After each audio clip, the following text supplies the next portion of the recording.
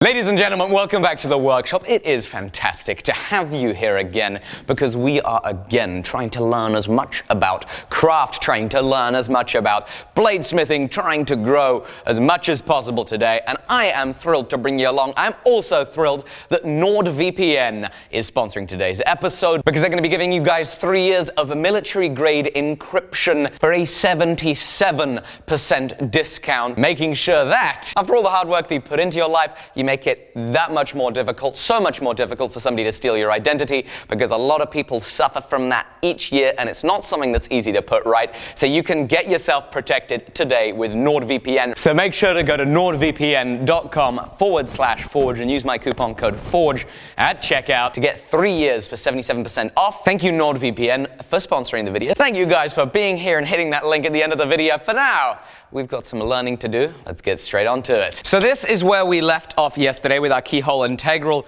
We've slowly been trying to work on this fit up.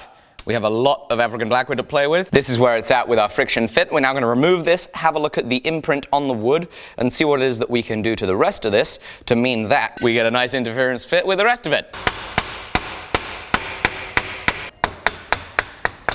Ugly duggly. So here, it's super clear to see where we're contacting. Contacting right here, slight rub here, lots of contact there. On the other side, we only have contact right up here on our diameter of the circle, right in here and right on our foot. You know, it looks like there's a little bit of contact in other places, but we certainly have light coming through here. And so again, what I'm going to do is we're going to lock it in the vise. We're going to be using cabinet scrapers and a wood chisel to get the bulk of the material that's in the way out of the way. We still want to leave it proud because in the end, you know, it does need to be an interference fit. We don't want it to just kind of slip on and off. We do want pressure in there. We do want the friction. And so it's time for some good hard work.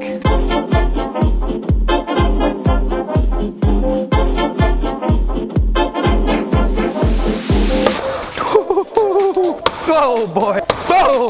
Oh my goodness. Oh boy.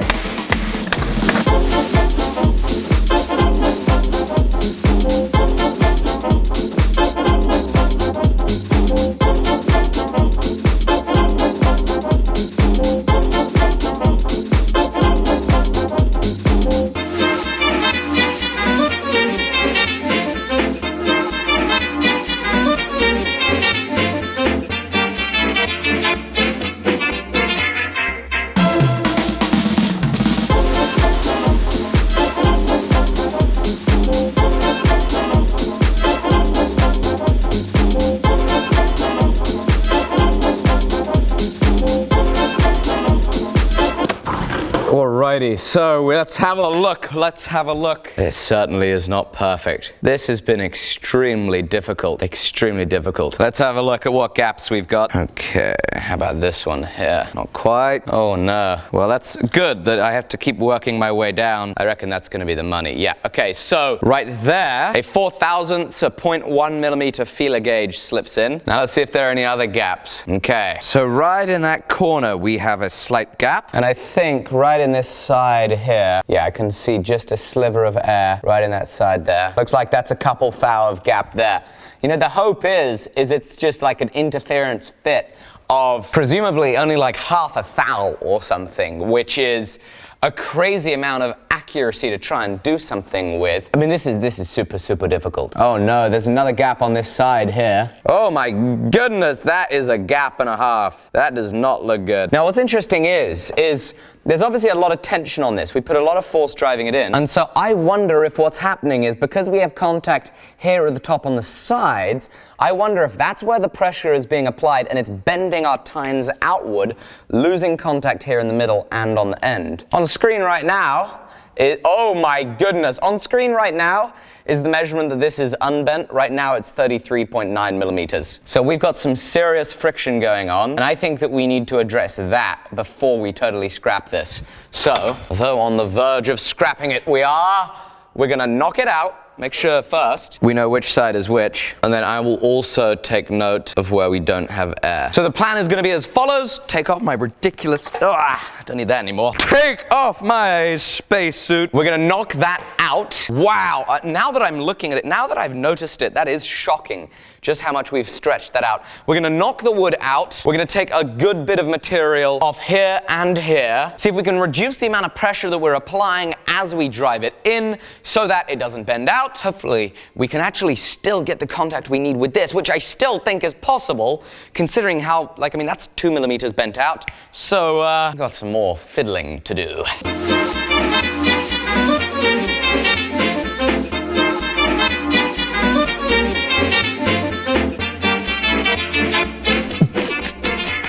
Up Gangnam Style. Up, up, up, up, up. Okay, so everything that you have seen up to now in this video has been a whole day of tinkering and fudging. This is not going to be the final piece. That's going to get scrapped. This is another one that goes in the pile of educational bits of wood that we have spent a lot of time on, which is fine. And it also is a little bit of a better lesson as to why it is that you do things first time, because there is something that I messed up earlier on and didn't check. You remember I went from the belt grinder to the files to flatten this off?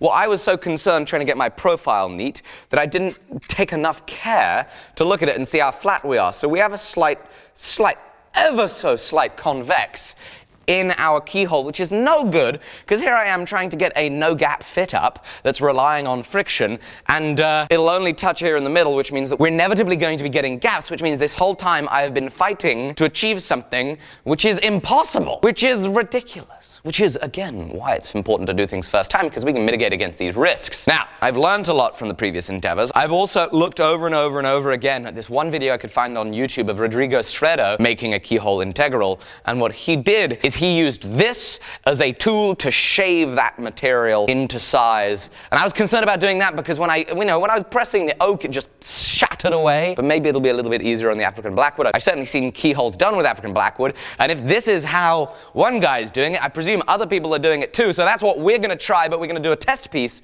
on this back end. First thing that we're going to do is we're going to go back into the grinding room. And though I didn't like the belts for doing this, I think they're going to be the best way. We're going to take a high grip belt, we're going to blue dicom this sucker up, and we're going to see if we can make this perfectly flat and square again without destroying it. So to the grinding room we go!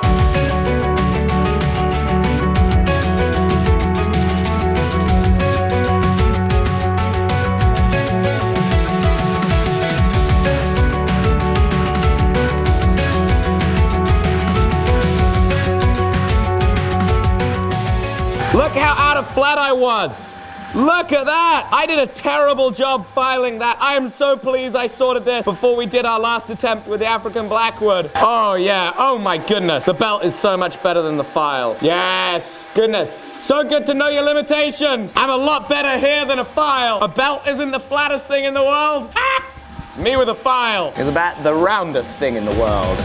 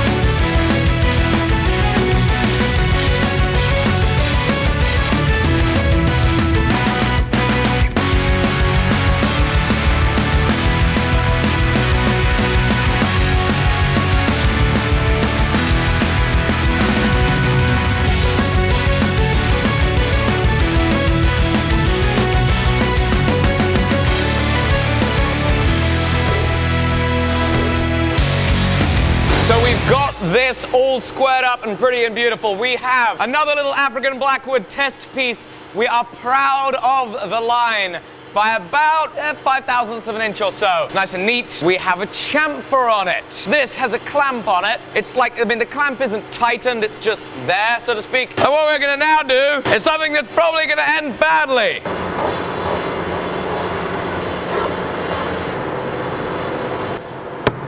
Let's give her a go. Remember, kids, we're trained professionals. Don't try this at home. Trained professionals. Right, I have no idea what I'm doing, but we're gonna give her a go. So, oh, wait, hang on, I can't put my hand there. Right, here we go.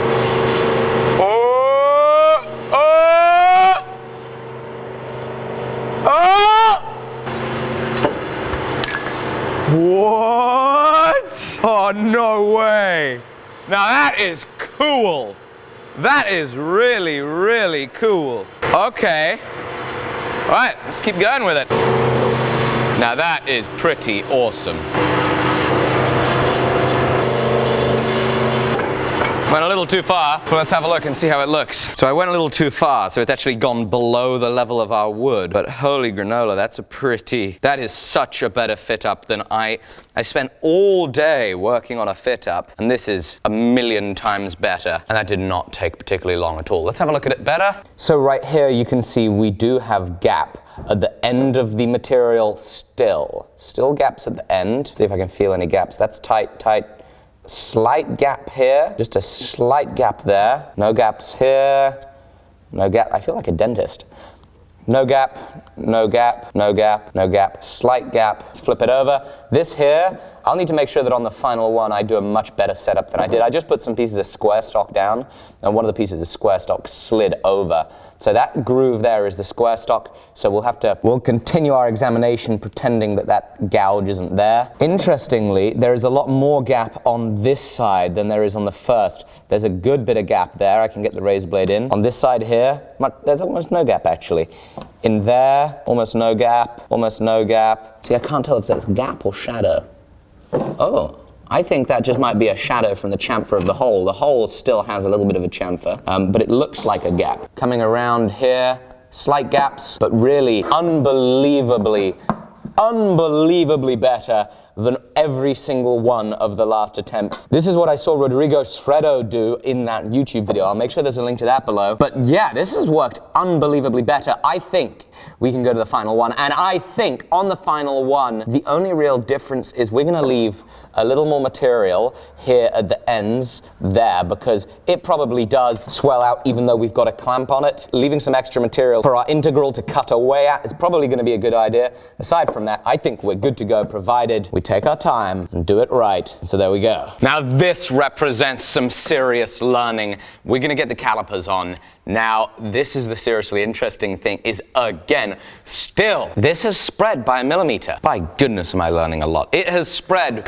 by another 1 millimeter, even with a clamp on it, which tells me that on the next one, I don't think I can use just one clamp. I think I need to clamp the entire piece, which tells me that there is still a huge amount more to learn, but the next one is. I am going to make sure that the next one is perfect, and we get the perfect fit. I hope that you have enjoyed this journey as much as I have. I hope that this is inspiring you to get out there and learn and continue trying until it works out. Thank you guys. Let's thank our sponsors again, because they make all of this happen. So with all the hard work that we all do, one of the worst things that could happen is having our identity stolen. You can lose a hell of a lot of money, and it can take years to put right. This is something that a lot of people fall victim to because they don't take enough care over the security online. This is why it's really, really fantastic that NordVPN is sponsoring this video and giving you guys an incredible deal, 77% off their 3-year plan when you go to nordvpn.com/forge, because it means that you can start getting protected today. It's super duper simple